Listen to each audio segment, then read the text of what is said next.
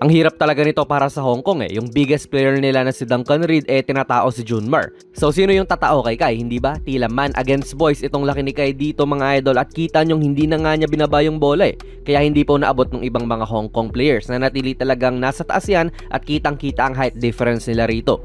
Nakakatawa rin talaga ang galawan nito ni Kai, talagang alam niya yung height advantage niya sa opensa, kaya transition pa lang ay pumipesa na nga rin siya kontra rito sa Hong Kong. Sabay makikita natin itong triangle offense nila kung saan importante rin talaga ang isang big man na tulad niya para ma-execute to ng maganda. Ayan, binigyan nga siya ng entry pass. Sabay makikita natin yung off-ball movements nila rito, particularly ni na Oftana pati JB. Maganda yung pagkakaintindi nila sa spacing dito mga idol.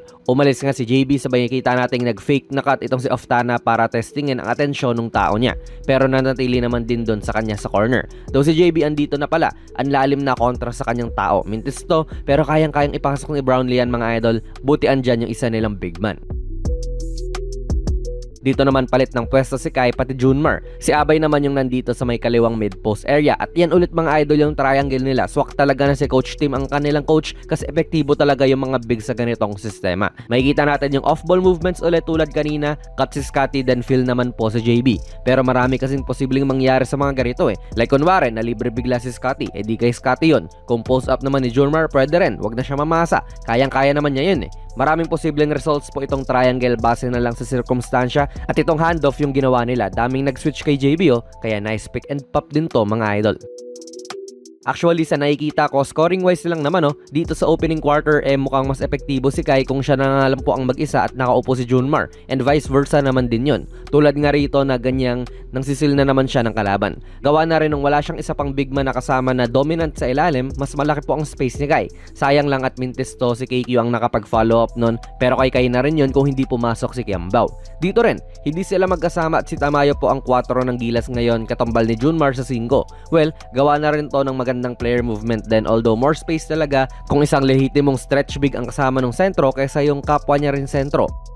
Again dito si Kai ulit, wala si Junmar and usually andito siya sa kabilang side, dun banda sa kinatatayuan ni Nusam. More spacing to para kay mga idol, tapos may option nga rin siya doon sa kaliwa dahil may Brownlee na nalilibre nga. Buhat na rin ng post up niya, ang daming nakukuha ni Kai na atensyon. Nagko-coexist naman siya na Kai pati Junmar sa isa't isa, pero kung scoring nga lang po ang pag-uusapan, mas nagiging priority sila syempre kung hindi sila nagkakasabay. Kasi solo nila yung mga post ups kaysa yung sabay. Scoring lang to mga idol kaya rin dito sa second quarter hindi rin sila pinagsama ni Coach Tim. Pero ito, sabay ulit sila mga idol, at napakaganda ng execution din nila sa pagbubukas ng third quarter. Heto muli yung triangle nila, at medyo iba to ngayon dahil si Brownlee yung pumuposte. Talagang nawala sa depensa yung tao nito ni Junmar na si Duncan Reid, kasi parang hindi natural yung ginawa ng Gilas dito Imbis kasi na makipagbungguan si Junmar dyan sa kanya sa ilalim, ang ginawa ng Gilas dito binigyan siya ng pin down. Isipin mo yun, back to the basket center, tapos paangatin nyo dyan para mag-jumper. Sama mo na rin na yung atensyon ni Reid ay doon sa pag-help sa poste kay Brownlee. Ganda ng opening play ng Gilas sa second half. And syempre, yung kagandahan din talaga na andyan sila magkasama ay literal nga na mas malalaki talaga sila kaysa sa kalaban. Gumana din dito yan kahit patapik-tapik lang.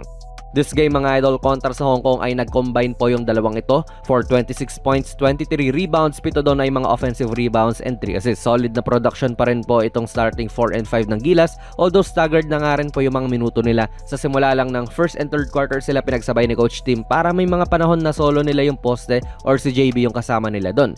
At hindi nga rin po masyadong masikip. Obvious naman din kasi ang size advantage nila sa loob, at masasabi kong hindi nga sumagad gaano yung mga to kontra sa Hong Kong. May mga misses sinakay here and there, pero ayun, good showing pa rin naman, at hindi na nga rin sila pinasok sa huling quarter, gawa na nga rin nung tambakol na. Si Carl Tamayo po ang leading scorer nila this game with 16 points, pero kalat-kalat talaga ang scoring para sa Gilas din this game, which is a good sign na hindi lang din sila laging aasa kay JB. Expected naman nang mananalo tayo sa Hong Kong, and expected ko na nga rin po na tambak, so nag-deliver naman din sila.